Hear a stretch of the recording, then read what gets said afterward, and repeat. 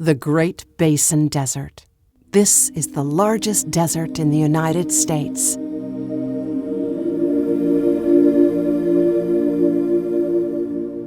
It covers a vast area of over 200,000 square miles. Almost all of it hot, dry, and seemingly empty of human activity. Until you look more closely. Hidden in the dust and sand, archaeologists are uncovering clues about some of the first inhabitants of North America, known as Paleoindians, who lived here more than 12,000 years ago. For more than a century, most North American archaeologists believe that the Clovis people, or the Clovis hunters, were the earliest hunter-gatherers in North America. We have found evidence of these Clovis points embedded between the ribs of now extinct megafauna such as large bison, mammoth, mastodon in the desert southwest of New Mexico and Arizona.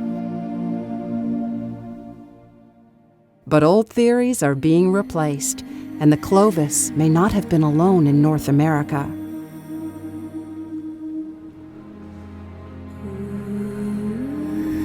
In Nevada, we can paint a picture of an entirely separate Paleoindian culture that colonized the region. They're defined by their technology, and they had distinct projectile points and stone tools separate from the Clovis culture. They probably spoke a different language and had an entirely different culture altogether. Recent discoveries have dramatically shifted our knowledge of these early people and revealed surprising new details. This represents the earliest archaeology in the Great Basin. These people who use these points are the first real inhabitants of the Great Basin on any major way, first real residents. Journey back in time to the end of the last ice age, before there was a desert. Join scientists as they use time-tested field surveys in tandem with high-tech mapping and computer modeling to uncover and rewrite this ancient story about the earliest inhabitants in one of the most remote parts of North America.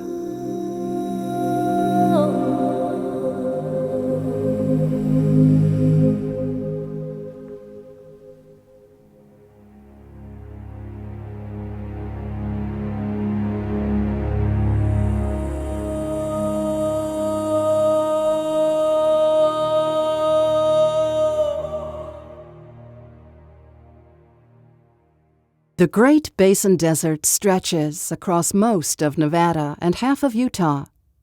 Though it's a desert today, in the past, the landscape was very different.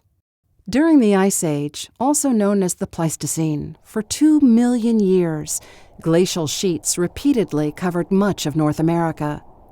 In the Great Basin, it was much cooler and wetter. The mountains were covered with forest, and the valleys were filled with massive lakes. Driving across Nevada today, it's almost impossible to imagine what the landscape would have looked like as the Ice Age ended. I want to show you something amazing. I've pulled off of Highway 50 near Sand Mountain Recreation Area to look at this mountain that you see behind me. If you look at the mountain from the bottom all the way to the top, you see these lines carved into the mountain. Those aren't railroads, they're not highways, those are wave-cut terraces or ancient shorelines from a large and deep lake that once existed here. 17,000 years ago, the lake would have been all the way to the top of this mountain. From the air, you can clearly see how the waves of this ancient lake cut flat benches as they lapped ashore. Also, you can begin to understand the effects of climate change. Shortly after 17,000 years ago, the lake started evaporating due to warmer and drier climate, leaving behind a series of lower wave-cut terraces as the lake level dropped. Throughout the Great Basin, you'll see evidence of these wave-cut terraces like the ones on the mountainside behind me, evidence that this area of Nevada and the Great Basin was once teeming with ancient deep lakes.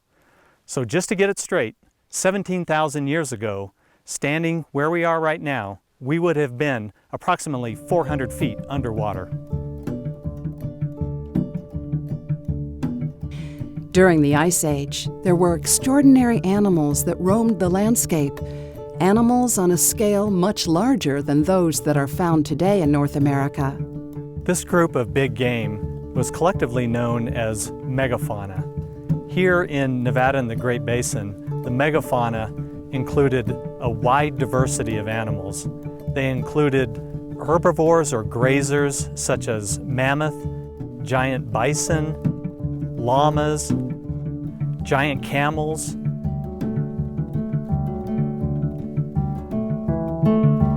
and some predators who would have hunted them. These interesting predators included giant short-faced bears, dire wolves larger than modern gray wolves, and even a critter that we call the North American cheetah.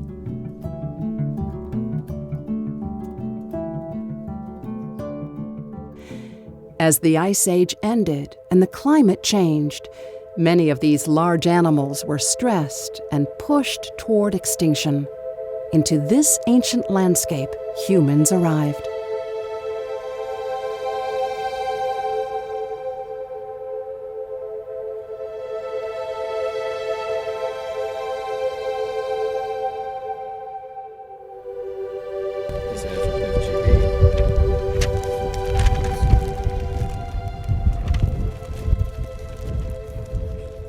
Dr. Darren Duke has spent his career as an archaeologist in the Great Basin, working at hundreds of sites, painstakingly piecing together the story of some of the earliest Paleoindians who lived here.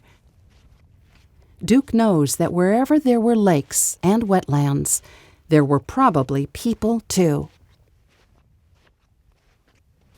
If you were to drive across Nevada in the Pleistocene, you'd have seen more pine trees, you'd have seen less scrub, and you may have seen various oases of wetlands. And every valley, every time you see an empty playa, a flat, white bottom of a valley, that valley may have been filled with water, may have had cattails and bulrush and full of all kinds of wildlife. Small mammals, ducks, geese, all kinds of birds, and game animals that would have been all around the margins and in the wetlands.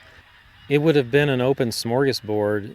We know that a wetland is a good habitat for people. There's a lot of nutrition, a lot of calories, a lot of good things to eat.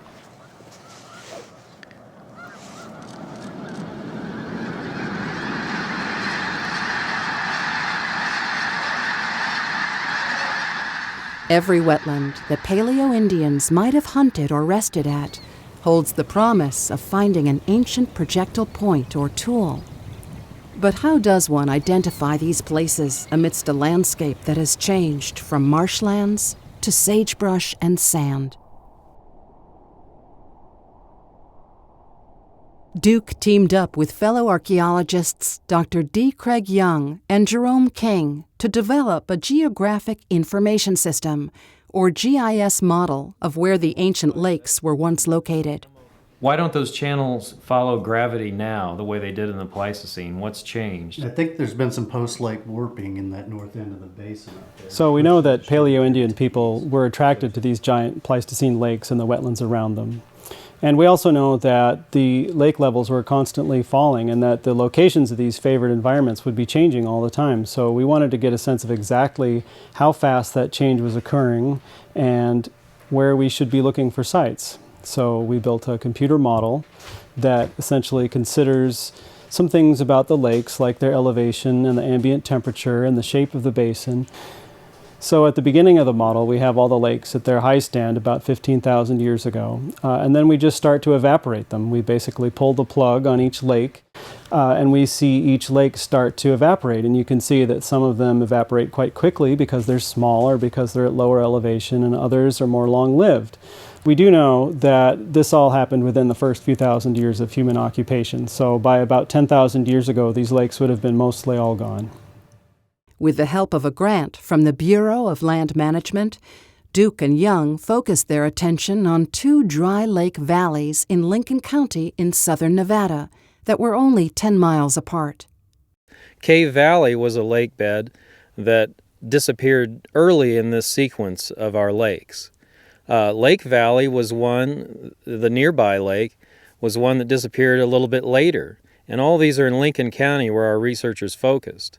So we took this time frame, some 13,000 to 9,000 years ago, and just for simplicity's sake, this lake that disappeared early should be restricted to the archaeology of the earliest people in that 4,000-year time frame. If you go to Lake Valley, you should have people were there the entirety of it. And so if we find archaeology here that is a little different than the archaeology over there, we can say something about how people dealt with the change through time and losing some of these options they had to live in.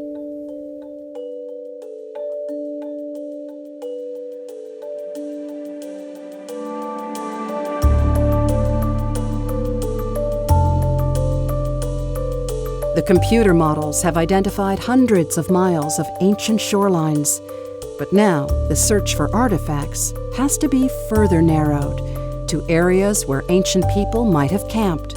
As a geoarchaeologist, Dr. Young helps target these areas through his understanding of landforms and their influence on how people lived.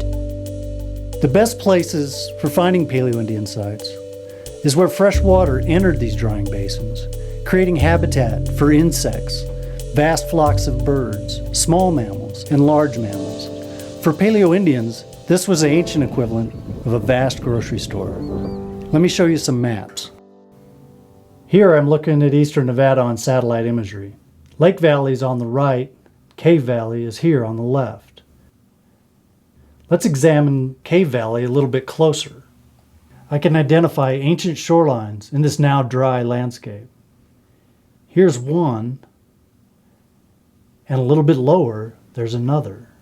We know that marshes have the best potential in 1 to 6 feet of water. Using our GIS tools, I have superimposed at each shoreline a 6-foot water depth to predict where the ancient marshes may have been present. Here we see in the purple a relatively high lake stand with a thin band of marsh. As the lake dried, we see in the brown that the wetlands expanded and may have been more productive. As the lake continued to dry, the area of potential marsh became even greater. Look at these 3 areas. Our GIS model has shown us areas of past marsh potential. Going back to the satellite imagery, I can also see the freshwater inputs. Here we have paleochannels on the east side of Cave Valley and another set of paleochannels on the west side. It's the intersection of these paleochannels and the modeled marsh potential that leads us to the grocery stores that Paleoindians may have relied on. So I've marked a few places, and we're going to go take a look at them. I'm going to get the coordinates, load them in my GPS unit, and head out. And when I get there, that GPS unit's going to be valuable, because all it's going to look like is playa and sagebrush.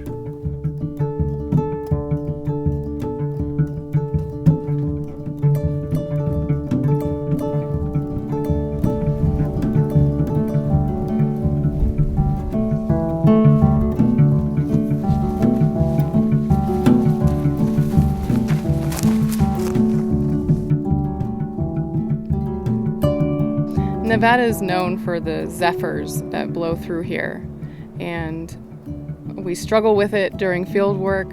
Every day you get blown around, your paperwork gets blown around, your hair gets blown around. It's just a weather pattern in Nevada. You just get used to it.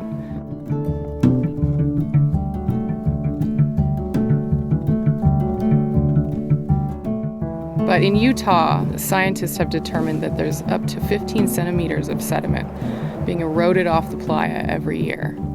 So if you think about that over 14,000 years, how much sediment has been eroded and transported, it's quite amazing, the power of the wind and the impact and the implications for archaeology.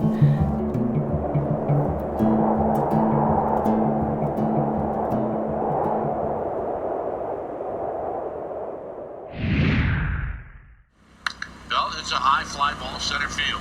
Polanco on the move. Still on the move. As Young arrives at the GPS coordinates he pinpointed back in the office, he sets to work looking for the remains of a buried marshland. The marshlands would have decayed and dried up as the ancient lakes receded. The remains would have been buried by dust and sand and compacted into a dark, below-surface layer known by archaeologists as a black mat. If found, the organic material of the black mat or marsh layer can be sampled using radiocarbon dating. I believe that the buried wetlands at this location are about 80 centimeters below the surface, and I'm hoping those are the wetlands of the late Pleistocene and Holocene transition. Right now I'm about 50 centimeters. Let's go a little farther. Let's get a little hard. Looking for that buried surface. I found it at other locations. I expect it would be here. Okay, here it comes, possibly. There we go, getting a little darker. That's the deposit that I would sample. Hopefully there's a little bit of organics.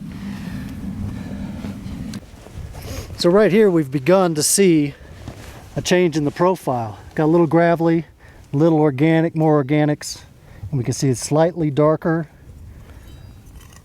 Sand, a little gravelly sand.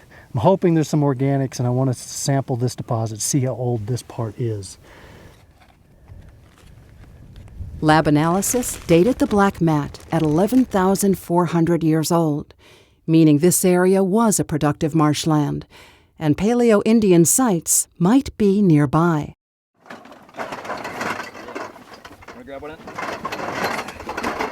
Archaeological teams are now ready to see what they can find. For 2 weeks, they'll operate out of a desert base camp and live in the summer heat.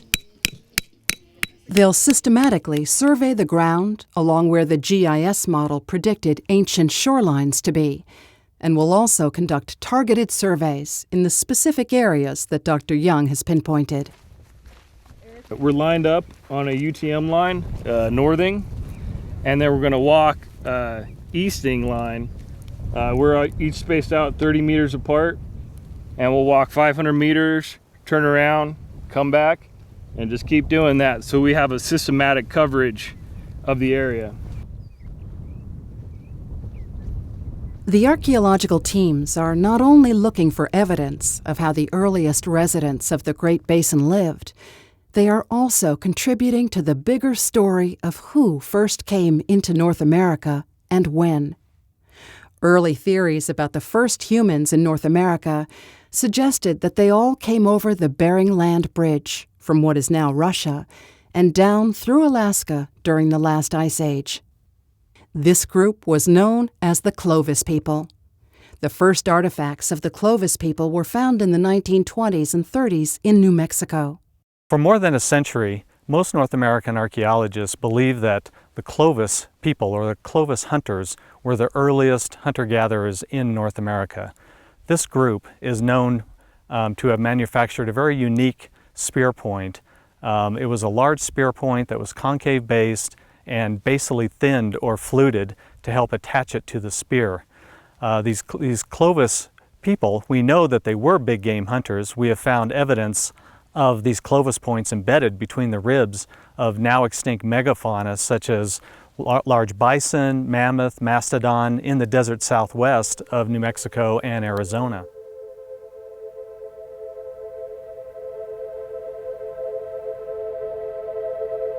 However, more recently, archaeological evidence from sites in the Great Basin, as well as the Pacific coast of North America, suggests there was a second type of hunter-gatherer that was probably contemporaneous with the Clovis people. This second group is known as the Western Stemmed Tradition. The people of the Western Stemmed tradition used a very different technology to manufacture their spear points compared to Clovis points. Western stemmed projectile points don't have concave bases to them. They weren't basally thinned. They just had typically an elongated base to them. So technologically, the two spear points are as different as night and day. The unique spear points of the Western Stemmed tradition and the distribution of artifact sites found in the Pacific Northwest lead a growing group of archaeologists to believe that the makers of these tools may represent a separate migration of people into the Americas, along the Pacific coast and then inland into the Great Basin. What really compels me going forward in my research, just to keep working out here, is at both ends of the spectrum of this time period. At the early end, we have some data that are challenging the current views, maybe even how early the Western STEM tradition was here compared to perhaps other cultures such as Clovis. On the other hand, how did it end? We know that when these lakes went away, so did this technological tradition, at least, and perhaps the cultures that made them. While many archaeologists are excited about these new migration theories, Darren Duke and his archaeological crews are keeping to the task at hand, finding the facts on the ground, the artifacts that will help him understand the lifeways of these earliest inhabitants. Duke has positioned a survey crew in each valley. The Cave Valley crew is led by Sarah Rice, the Lake Valley crew by Mike Lindsay. Okay, so what we just did was finish our first 500-meter block, and we found 2 isolated artifacts. The first one was an obsidian simple flake tool, and a fresh obsidian flake is the sharpest thing in the world, sharper than a surgeon's scalpel. So it would have been a very effective tool for butchering game or processing some other resource out here. The other isolate that we had was a milling slab, and that would have been used to grind nuts and seeds. And unfortunately, milling slabs post-date about 9,500 years ago, so after the Paleoindian period. So although it's cool, not quite what we're looking for right now. Okay, so that's 1 block down, about 4 to go. We've been out here for a couple hours now and have another 6 hours to go. We'll be doing the same thing all day. All right, guys, let's get to it.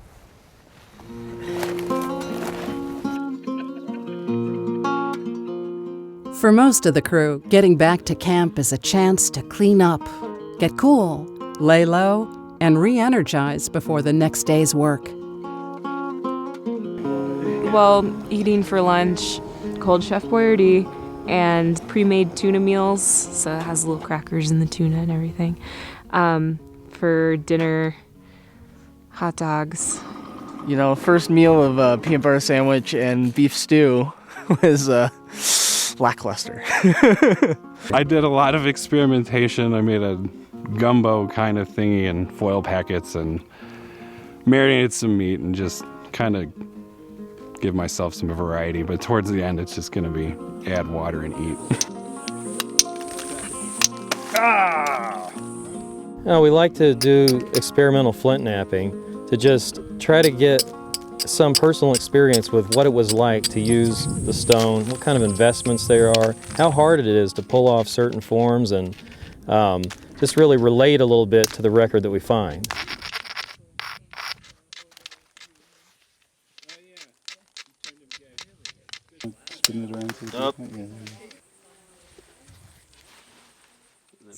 Honestly, the view is great. This morning I love seeing the clouds rolling over the hills, and so I enjoy just looking at nature and being out in nature. By about day 6, you start counting down the days that you get to go home. And, you know, dreaming for a nice real shower in bed. maybe eat out at a restaurant. It's like our house, you know, we, us, just like all yeah. The search for artifacts in Lincoln County continues over the next 2 weeks. In Lake Valley, Mike Lindsay's crew has finally found an older paleo site. Let's get 3 overview photos from opposing views. I'd really like to show this drainage here. All right. And just so what we have found here is a small stemmed point. Based on its width to thickness ratio, it's quite thick for its overall size. It likely would have been a much larger artifact at one point in time. And these margins on the base here are ground, intentionally abraded, so that when it was sitting in a shaft, and sinew was wrapped around it to hold it in place, these margins wouldn't be sharp and cut the bindings. Okay, so this site is actually a very interesting location. It's located on a terrace, slightly elevated above the playa floor, that gently slopes down to the lake. We also have a drainage at the north end of the site that would have flowed into the lake. So the people camped here were sitting just south of this drainage and just above the playa.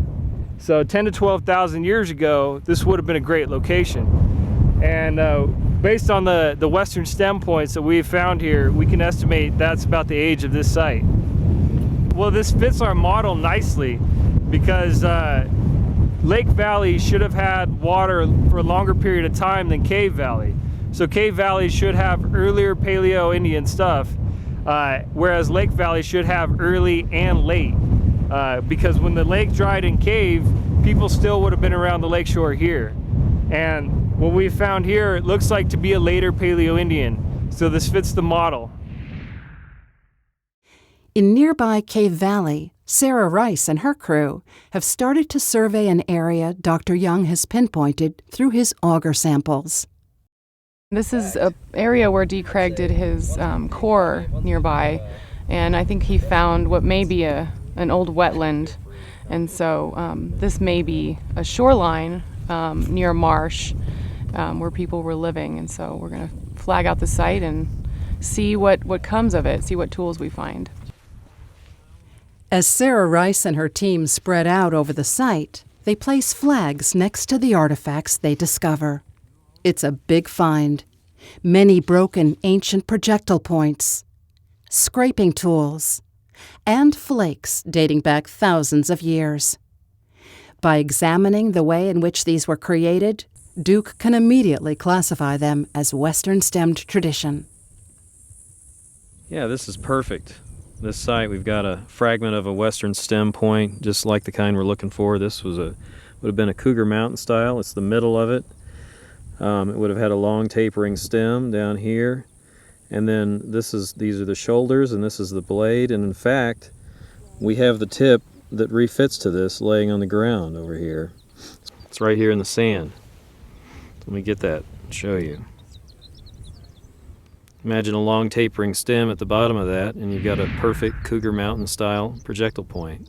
This would have been 12,000 years old or greater.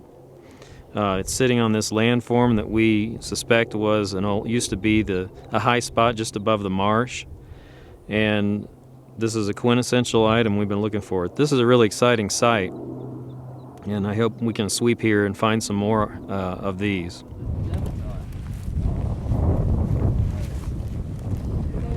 I saw one, I think, over here. Oh, these are two very small clips on OBS.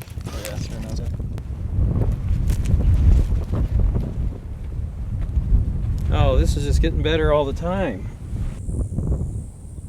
Okay, so this is a perfect example of a stem point, a long stem point at this site. We've got 3 or 4 of them. This one is a red chert, and you can see the long stem. It's got it's a ground edge, very symmetrical. It would have extended down here. It broke at some length. But what's interesting about this piece is that they've repurposed the tip.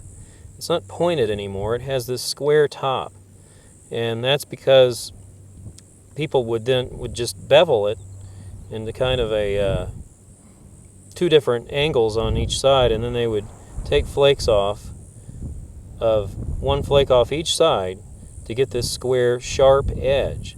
And we're not positive what they were doing with it, but microscopic analysis shows striations lengthwise going down from the top that indicate it was probably used for some sort of punch, maybe for leather, but we really aren't quite sure. Well, when I see this many flags in this area here, I just think we have a perfect site, exactly what we were looking for. We can find the points. We know we have several of them here, 3 to 5, I think. We have all these flakes from people making and resharpening tools, whether as a group of hunters moving through or whether it was a small family band, I don't know. know that right now, but it's definitely a living space for probably some period of time, a few days maybe. But it looks like we have more material than somebody just sitting down and eating lunch and doing some rock breaking. The computer-based mapping strategy has led Dr. Duke and Young to their most significant finds and confirmed their hypothesis that lake evaporation models could help predict where Paleo-Indian sites might be found. Only older Paleo-Indian artifacts could be found in Cave Valley, artifacts ranging between approximately 13,000 and 11,000 years ago. 10 miles away, in nearby Lake Valley, the paleo artifacts found ranged in age from roughly 13,000 years to 9,000 years of age, reflecting the fact that Lake Valley was habitable for 2,000 more years before it dried out.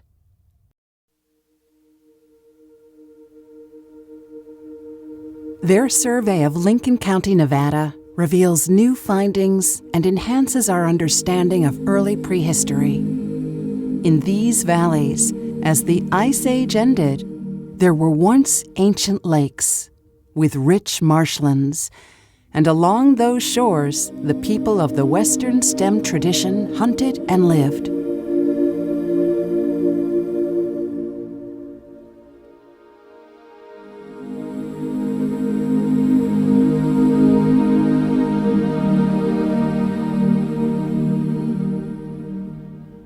Just 1 month after wrapping up their investigation in Cave and Lake Valley, Duke, Young, and their archaeological team travel a couple hundred miles north to excavate a site in the Bonneville Salt Flats of western Utah.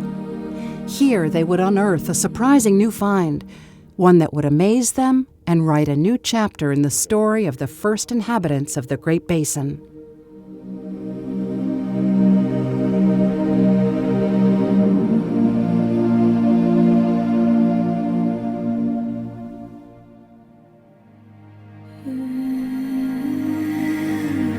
The Bonneville Salt Flats, west of Salt Lake City, Utah, are 40 square miles of hard, flat salt pan. They and the Great Salt Lake are the remnants of prehistoric Lake Bonneville, which covered over 20,000 square miles. Today, this area is better known for the land speed record set at the Bonneville Speedway than it is for archaeological sites. In the late Pleistocene, Lake Bonneville was by far the largest lake in the Great Basin. But as it dried, it was replaced by a spring-fed delta and vast marshes in its western desert. The wetlands decayed and died. Large parts of them were buried, while others eroded away. That's the nature of the desert. Today, the reverse is happening. Places are being exposed by wind and water, revealing paleo-wetlands and possibly Paleo-Indian sites. If we zoom in on the imagery, we can see these dark areas. These are the newly exposed black mats from the ancient wetlands. I like to think of this as an onion skin. Layers are being gradually peeled away, seasonally even, and these are the areas that we want to go look. Duke and Young have been working in the Great Salt Flats for over 17 years. These days, they have come to rely on the GIS computer modeling and satellite imagery to guide their ground searches for Paleo-Indian sites. All right, so we'll start out the day on this channel down here where we've been finding sites. It cuts right across our survey area, right over there. That's where the black mat is. That's where the black mat is, and one of these main channels that it looks like these really early folks were living on. We should get some good exposures there. Let's get the crews out there. That'll be cool. Just off to the side. Well, that's perfect. In the heat of the desert summer, Duke's archaeological team sets out to survey the newly exposed black mat areas seen on the satellite photos. I marched our crew out here on day one just because it was an interesting area. And within 100 meters after lunch where I sat there and discussed, why can't we ever find a fire feature? If we can find artifacts eroding out of the ground, we should find fire features, maybe. Within 100 meters of our survey, somebody said they had artifacts. I went over and looked at them. So Darren called me over. He had found some flakestone tools, and I saw a piece of charcoal on the ground around where he had found it. And so I picked it up and smudged it on my fingers and instantly realized that I had a carbon, charcoal, and a fire pit here around these cluster of artifacts. And so we started looking closer at the ground and found bone eroding out of the ground. The charcoal was sent to a lab where it was identified as willow wood and dated at 12,300 years old. They had found a prehistoric fire pit dating 1,000 years older than any other known open-aired feature in the Great Basin.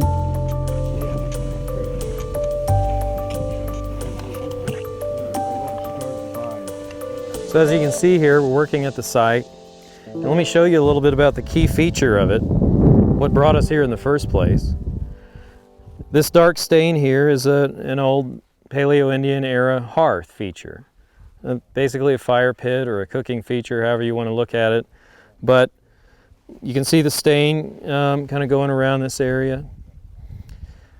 We came out here originally about a year ago and we dug this one square just to see if we saw, what we thought we saw was real. Right here, the earth is hardened, and that's just from being baked, being just directly below the feature. We have a piece of bone right here behind our grid string, big piece of charcoal there. So we see that this fill has a lot of artifacts still in it, and we want to recover all those artifacts. We're going to continue down beneath this in the area here and all around it, and we're taking all the sediment. We're going to take it back to our lab and run through all of it with fine screens to get every little bitty piece of data that we can get. As the archaeologists' team began to systematically excavate the fire pit, they learned more about what these ancient people ate. Instead of megafauna, big game, they found goose and duck bones. Because of the abundance of waterfowl bones, they named it the Wishbone Site. As we've been excavating this site, we see especially the fauna of the wetlands, the ducks. We have several species of ducks at this site that we've exposed already. Their preservation is astonishing for being 12,500 years ago. They're just eroding out. That's how we're recovering them in place along with the large projectile points, which is kind of inconsistent when you think about duck resources and big projectile points. We have not found the larger game that we expect were also attracted to the refugia of the wetland. But we continue to look, and we're hoping that the more carefully we excavate some of these places, the closer, now that we know where to look on these eroding landforms, we may encounter the resources that were the target of the large projectile points. Just like they found 200 miles south in Lincoln County, Nevada, the large projectile points found here at the Wishbone Site are in the Western stem tradition, and specifically known as the Great Basin style called hasket. This is a hasket point. It's a perfect version of one. It looks like it's been reworked, and they can be much longer than this, but the significance of this thing is that it is intact in the ground, sitting 1 meter from a hearth feature we know is 12,300 years old. There's no direct evidence of hasket at that time, outside of some loose associations, and there's no context like this. So this is really unprecedented, and it's a perfect version of one. We found it just 1 centimeter below the surface. We think these are spear points used to hunt large game, and by large game I mean extinct Pleistocene fauna as part of that profile of game. We have another one of these we found just less than a quarter mile south of us that tested positive in a residue study for the elephant family, which in this area would be mammoth. After a week of careful excavation, the artifacts, bone fragments, and plant remains were sent back to the labs for further analysis. Maybe the most exciting element of it is that we found tobacco seeds in it. Tobacco seeds aren't common things to find in features of any time period, and in fact there's not really direct dated evidence of tobacco use in prehistory in the Americas prior to 3,000 or 3,500 years ago. So if this holds up to be human use of tobacco, we're pushing the date back on that 8,000 to 9,000 years. And this would have meant, as the earliest inhabitants of this area, that people in short order upon arriving here learned how to find and use tobacco. And this is important.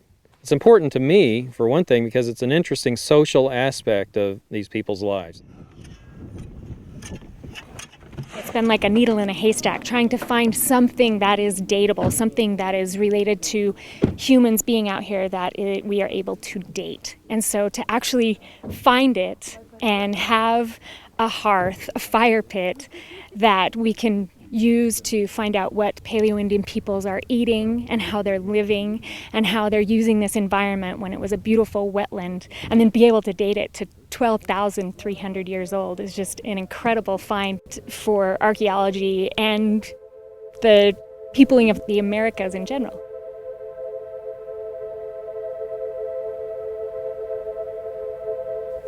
One of the questions that really haunts this research is that we've been following out this record of these large spear points and what we think should be people following large game animals, even now extinct Pleistocene megafauna, through these big wetlands. And then we found a site that shows them eating ducks alongside these spear points. So the question is, are these spear points really what they would seem to be? We don't necessarily have to expect that megafauna was on the plate every night. And, you know, for all the steaks I eat, I'll usually find banana peels and eggshells in my trash can.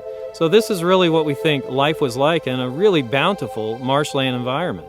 People would have eaten what they could get hold of very easily. We don't know how often hunting these large game animals took place.